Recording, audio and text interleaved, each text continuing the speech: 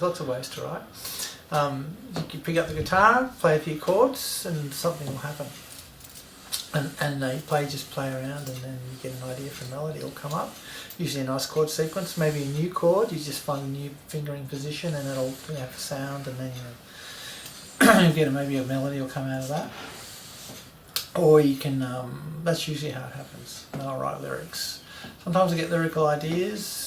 I'm trying to work on lyrical ideas more now.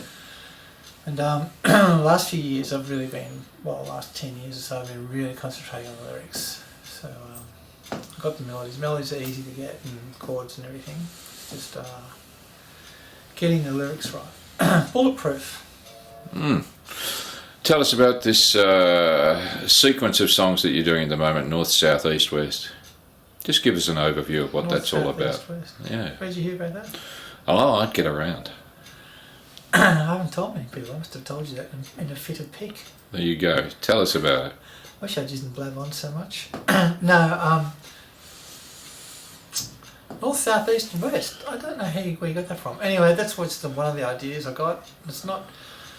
there's the songs of the north, south. The directions have different flavours and they tell different stories. But so the north are all sort of like positive, hot, sort of up north. Sort of like west is like sentimental, sad, sunsetty. South is cold, hard, but the truth. And east is all new and sunrisey and stuff. So that's sort of like where it comes from. But that was a while ago. I'm just basically write a whole lot of songs and gather ones from the past that you remember and put them all together, and then write the lyrics, and then once the lyrics are written, then you pick the best of. Have you done any terrible gigs? Tell us a terrible gig story. I've done heaps of terrible gigs. I'd like to hear every story. No, there's not enough time.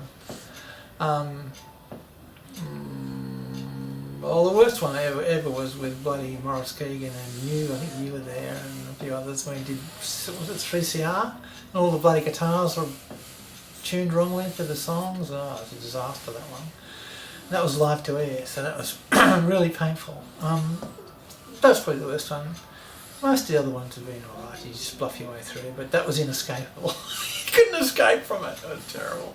But the other times, if you make mistakes and stuff, you just pick it up and keep going.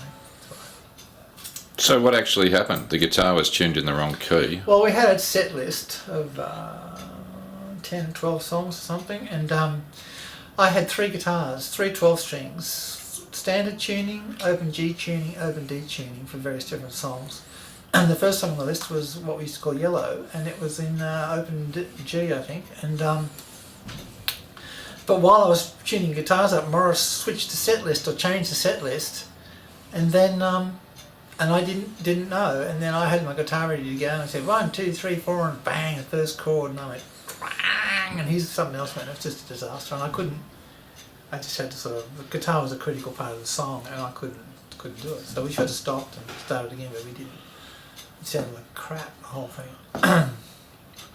Have you had a moment playing to an audience where you think it's all come together, and you've had that sort of sublime feeling that, wow, this is it, you know, and you've detached, so you're actually watching yourself do it? No. Have you had a good gig ever? I know what you're talking about. I haven't had many gigs really. Yeah. Not really. I've played things here and there, but okay. Not really. In your life, have you had one of those moments where I've had plenty of moments like that. But yeah. Not... Tell us about one of them.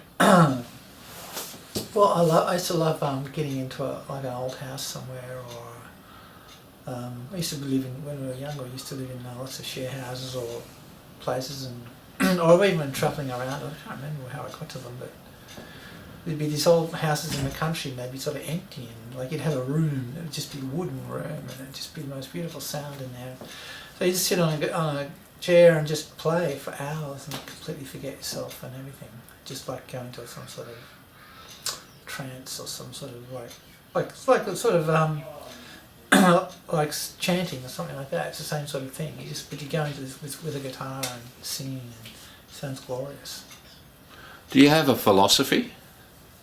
a life philosophy? Oh well, yeah, plenty. But how do you summarise it? Couldn't really. But there's one good saying I know, which is don't compete, create, which I like. Said to me.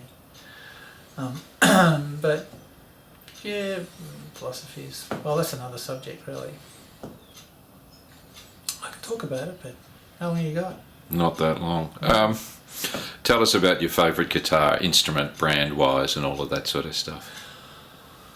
Well, the best guitars I've ever played, and I haven't played all that many because I haven't been around that much. But the best guitar I've got is a Southern Star 12-string, 1971, and that's a beautiful guitar. It's got a ebony fretboard and beautiful old spruce wood, and it's just glorious. And it was made when they were really, I think, when they were in the halcyon days, when they were really peaking, I think, and that was around in the early 70s and ran through the 70s. And it's the Southern Star, so it's like the best model they had at the time. And that's a glorious guitar to play, and it sounds absolutely incredible and just beautiful. It's all, everything about it is perfect. So I absolutely love it. I got another guitar, it's a little like a little lady's guitar type thing, which is really old, and had Olivia fix it up. That's a really nice guitar to play too. And but Maitons are usually the best ones I've played. I know there are heaps better probably, but I reckon that old Southern Star could stand up against a lot of so-called great guitars. It's got its own beautiful, it's up there, it's glorious.